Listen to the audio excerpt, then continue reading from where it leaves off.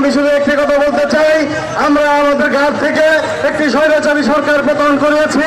আমাদের এখনো আমাদের পূর্ণাঙ্গ সংগ্রাম শেষে নয়। এই সংগ্রামের জন্য আমাদেরকে ধৈর্য ধরতে হবে। আমাদের বিএনপি যারা ধ্বংস করার পায়তারা করতেছে তাদের বিরুদ্ধে আমার ঐক্যবদ্ধ হতে হবে। যারা বিএনপির নাম ভাঙিয়ে বিভিন্নভাবে চাঁদাবাজি করতেছে সেই সমস্ত নেতাগুলির বিরুদ্ধে উৎখাত করতে হবে। আমাদের বিএনপির চেয়ারম্যান সাহেবের নির্দেশে আমরা আমাদের স্বাধীনতা পূর্ণাঙ্গ স্বাধীনতা অর্জন না করা পর্যন্ত আমরা রাজপথে থেকে সংগ্রাম করে যাব।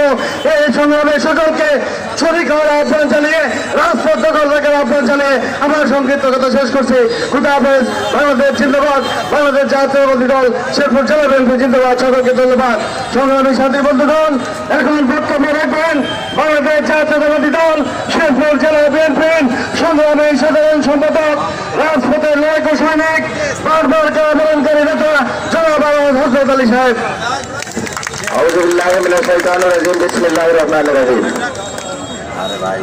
শেরপুর জেলা বিএনপি কর্তৃক আয়োজিত এই প্রতিবাদ সভার সম্মানিত সভাপতি, শেরপুর জেলা বিএনপির সুযোগ্য সভাপতি, সাবেক এমপি, নির্বাহী কমিটির অন্যতম সদস্য জনাব মাহমুদুল্লাহ ফুরবুল ভাই সহ জেলা বিএনপি, থানা বিএনপি, শহর বিএনপি, সকল অঙ্গ সহযোগী সংগঠনের সকল নেতৃবৃন্দকে আমার সালাম। আসসালামু আলাইকুম। আমি একটি কথা শুধু বলতে চাই, রাজনৈতিক বক্তব্য অনেক দিয়েছি, কোনো কাজ হয় নাই। আমি বিএনপির প্রত্যেকটা নেতা এবং কর্মী, অঙ্গ সহযোগী সংগঠনের নেতৃবৃন্দদেরকে বলতে চাই, দেশনায়ক জনাব তারেক রহমানকে যদি মানেন, দেশনেত্রী বেগম খালেদা জিয়াকে যদি মানেন, তাদের রাজনীতি যদি আমরা করি, তাহলে আজকে এখান থেকে প্রতিবাদ করতে হবে, শপথ করতে হবে। আমাদের জেলা বিএনপির নামে, সকল অঙ্গ সহযোগী সংগঠনের নামে, বিশেষ করে আমার নামে শেরপুর সদরে বিভিন্ন দোকানে দোকানে বিভিন্ন জায়গা চাঁদাবাজি হচ্ছে। তারা কারা? তাদেরকে দেশনায়ক জনাব তারেক রহমানের নির্দেশ, তাদেরকে আপনারা চিহ্নিত করুন, তাদের হাত পা ভেঙে দেন, প্রশাসনের হাতে তুলে দেন। এই দেশ বহু কষ্টে, 17 বছর কষ্টে আমার নেতা, আপনার নেতা দেশনায়ক জনাব তারেক রহমান দীর্ঘদিন যাবৎ বিদেশে চিকিৎসাধীন আছে, এখনো কিন্তু দেশে আসতে পারে নাই। আমার নেত্রী, আপনার নেত্রী, আপসের নেত্রী, জননেত্রী, এ দেশের সবচেয়ে জনপ্রিয় নেত্রী দেশনেত্রী বেগম খালেদা জিয়া,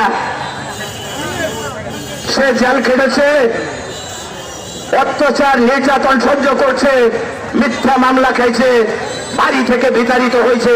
তারপরে ওই বেহায়া বেলেজ্জ আওয়ামী লীগের সকল অঙ্গ সহযোগী সংগঠন এবং আওয়ামী লীগের নেত্রীর কাছে, শেখ হাসিনার কাছে কোনোদিনও মাথা নত করে কথা বলে। জিয়া পরিবার এমন একটাই পরিবার, আপনারা জেনে রাখেন। দেশনায়ক জনাব তারেক রহমান সাহেবের কথা উনি বলছেন, জিয়া পরিবার কোনোদিনও কারোর সাথে বেইমানি করবে না। যদি জিয়া পরিবারের জন্য কেউ এক ফোঁটা রক্ত কিংবা তাদের আমাদের ডাকে কেউ যদি সহযোগিতা করে থাকেন, সাহায্য করে থাকেন, জিয়া পরিবার তাদের সাথে বেইমানি করবে। যারা জিয়া পরিবারের লবণ খেয়ে, যারা জিয়া পরিবারের বিরুদ্ধে আজকে প্রভাকাণ্ড মেতে উঠছেন, এই অংশ হিসেবে শেরপুরেও কিন্তু আছে। আওয়ামী লীগের সাথে এখনো আঘাত করতেছেন, যোগাযোগ করতেছেন, বিভিন্ন প্রতিষ্ঠানে আওয়ামী লীগের লোকজনের সাথে আঘাত করে আপনারা যে ব্যবসার পাইকারা করতেছেন, সেটা শেরপুরে আমি মরে গেলে হয়তো বা হবে, আমি বেঁচে থাকতে ইনশাল্লাহ শেরপুরের মাটিতে যাবে না। এই আমি বহু কষ্ট করে আমরা যুদ্ধ করছি, আন্দোলন করছি। এই বেহায়া, এই বেলজ্জ, এই যুবলীগ, ছাত্রলীগ, আওয়ামী লীগ আমাকে যেভাবে আমাদেরকে আপনাদেরকে অত্যাচার করছে, নির্যাতন করছে, জুলুম করছে, এত সম্পর্ক আমরা রাখতে চেষ্টা করছি, কাউকে কোনো মামলা থেকে রেহাই দেয় নাই। আমাকে আবু রায়হান রোপনকে, শফিকুল ইসলাম মাসুদকে, আমার সভাপতি জনাব মাহমুদুল্লাহ রুবেল সাহেবকে জেল খাটায় আছেন, সাবেক 3 বারের এমপি। আমাদের যদি রক্ত মাংস যদি ঠিক থাকে, আমাদের বাপ যদি এক থাকে, আজকে থেকে আপনারা হাত তুলে শপথ করবেন বিরুদ্ধে যতদিন পর্যন্ত এই দেশ থেকে থেকে অন্যায়, অত্যাচার, জুলুম, নির্যাতন, চাঁদাবাজি বন্ধ না হবে, বিএনপির প্রত্যেকটা নেতা কর্মী অতন্ত্র প্রহরীর মতো আমরা প্রশাসনকে সাহায্য করে যাব, সেনা সদস্যদেরকে সাহায্য করে যাব, পুলিশকে সাহায্য করে যাব, সকল প্রকার অফিস আদালতে আমরা সাহায্য করে যাব। শেরপুরের মানুষ যাতে আরামে আয়েসে থাকতে পারে, কৃষক ভাইরা যাতে ঘুম পাড়তে পারে, মা বোনেরা যাতে ঘুম পাড়তে পারে, রাত্রে যাতে আরামে ঘুম পাড়তে পারে, সারাদিন যাতে পরিশ্রম করে যাওয়ার পরে যাতে রাত্রে শান্তিতে ঘুমাইতে পারে, আমরা সবাই কিন্তু চাই। মনে থেকে চাইতে হবে, জিয়া পরিবারকে ভালোবাসতে হবে, দেশনায়ক জনাব তারেক রহমানকে ভালোবাসতে হবে, শুধু মুখে মুখে বললে হবে না। আজকে সভাপতি খারাপ, কালকে সাধারণ সম্পাদক খারাপ, পরশুদিনকে অঙ্গ সংগঠনের অমুক খারাপ তমুক খারাপ, এই সকল আলোচনা থেকে আপনারা সরে আছেন। আমরা ঐক্যবদ্ধ হই।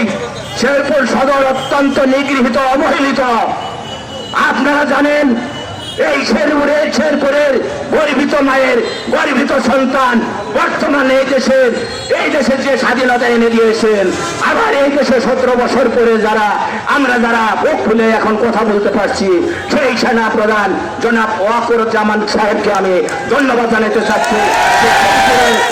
একটা অবহেলিত, একটা দরিদ্র দেশের সন্তান হয়ে আপনি যে সাহসিকতা দেখাইছেন, আপনার যে ভূমিকা, এই শেরপুরবাসীর পক্ষ থেকে তথা শেরপুর জেলা বিএনপির পক্ষ থেকে আমি আপনার পরিবার, আপনাকে অত্যন্ত ধন্যবাদ জানাচ্ছি এবং আপনার জন্য আমরা সারা বাংলাদেশবাসী দোয়া করব।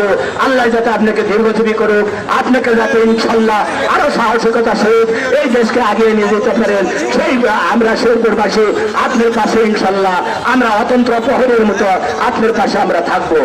আমি আপনার হস্তক্ষেপ কামনা করছি। সাংবাদিক ভাইরা, পুলিশ ভাইরা এবং আর্মির ভাইরা, আমাদের এই বক্তব্যটা আজকে যদি দয়া করে ওনার কাছে পৌঁছে দেন, আমি ওনার হস্তক্ষেপ কামনা করছি। এখন পর্যন্ত আমরা দোকানপাট, মসজিদ, মাদ্রাসা এবং মন্দির সমস্ত কিছু আপনার নির্দেশে আমরা অরক্ষিত রাখছি। আমরা যুবদল, ছাত্রদল,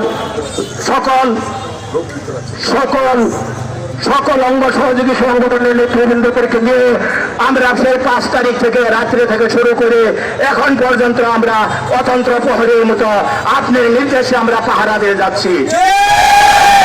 আপনার কাছে আমাদের আকুল আবেদন, দল মত নির্বিশেষে আপনি শেরপুরের গর্বিত মায়ের গর্বিত সন্তান, শেরপুরকে একটু উন্নয়ন করেন। শেরপুরের সমস্ত লোকদেরকে আপনি একটা মেসেজ দিয়ে দেন, এখানে কোনো চাঁদাবাজি চলবে না, মসজিদ ভাঙা চলবে না, সংখ্যালঘুদের উপর অত্যাচার নির্যাতন চলবে না, কোনো দোকানপাটে যা চাঁদাবাজি চলবে না, কোনো দলীয়করণ শেরপুরে হবে না, হতে যাওয়া যাবে না। যে আওয়ামী লীগের সাথে যারা আজকে আঘাত করে আপনার যে এত কষ্ট, ত্যাগ, প্রতীক্ষা, এত কঠিন পরিশ্রম, আপনার যে ভূমিকা এসেছে, জনগণ সারা পৃথিবী যখন শেখ হাসিনার বিরুদ্ধে, তখন আপনি সেই শেখ হাসিনার বিরুদ্ধে আপনি গিয়ে তাকে পদত্যাগ করায় এই দেশ থেকে বিতাড়িত করছেন। সেই কারণে শেরপুর জেলা বিএনপির পক্ষ থেকে আপনাকে আবারও ধন্যবাদ এবং কৃতজ্ঞতা প্রকাশ করছি। আরেকটি কথা আমি বলে আমি শেষ করব, দয়া করে আজকে থেকে বিভিন্ন প্রকারের ভাবেই আমাদেরকে বিভিন্ন গুজব ছড়ানো হচ্ছে। এখানে কিন্তু জেলা বিএনপি সুযোগ্য সভাপতি জনাব মাহমুদুল্লাহ কবির খান অত্যন্ত অভিজ্ঞ 3.5 এমপি, জেলা বিএনপি সাধারণ সম্পাদকের যদি কোনো অপবাদ রটান, জেলা বিএনপি সভাপতি কিন্তু এখান থেকে বাদ যাবে না, আপনারা কিন্তু বাদ যাবেন না, শহর বিএনপি বাদ যাবে না। যুবদলের বিপ্লবী সাধারণ সভাপতি এবং জেলা বিএনপি সুযোগ্য যুগ্ম সাধারণ সম্পাদক শফিকুল ইসলাম মাসুদ এবং আমাকে যে নির্দেশনা দিয়েছিলেন যে শেরপুর সদর পক্ষ করেন, আমরা কি পারছি? আপনারা বুকে হাত দিয়ে বলতে পারবেন আমরা পারছি। বহু চেষ্টা করছি, সদর পক্ষ করতে পারি নাই।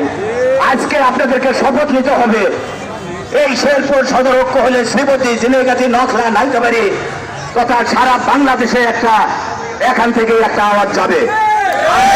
সদর যদি অনৈক্য থাকে, আমার সাথে আপনার মতের পার্থক্য থাকতে পারে, আমার সাথে আপনার মিলতে না পারে, আপনি দয়া করে যদি না মিলবেন, যা রাজনীতি শেষে করবেন, পার্টি অফিসে আছে, আপনারা এখন প্রতিদিনই বসেন, ওখানে আলোচনা করেন, ওখানে আপনারা মিটিং করেন, আপনারা আলোচনা সমালোচনা যত আছে আপনারা ওখানে করেন, বাইরে এই প্রভাকাণ্ডটা রটাবেন না।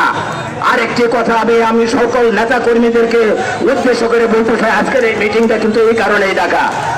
গত 2 দিন যাবৎ কিন্তু মাইক বাড়তেছে, দলীয় কার্যালয়ে যে সকল কর্মকাণ্ড হচ্ছে কেউ বলতে পারবে না জেলা বিএনপির সভাপতি এবং সাধারণ সম্পাদক অঙ্গ সংগঠনের যে সকল নেতৃবৃন্দ আছে, পরিচিত মুখগুলি আছে, কারো কাছে চাঁদা চাইছে বলতে পারবে না। যদি কেউ বলতে পারে রাজনীতি ছেড়ে দেব, যদি কেউ বলতে পারে রাজনীতি ছেড়ে দেব।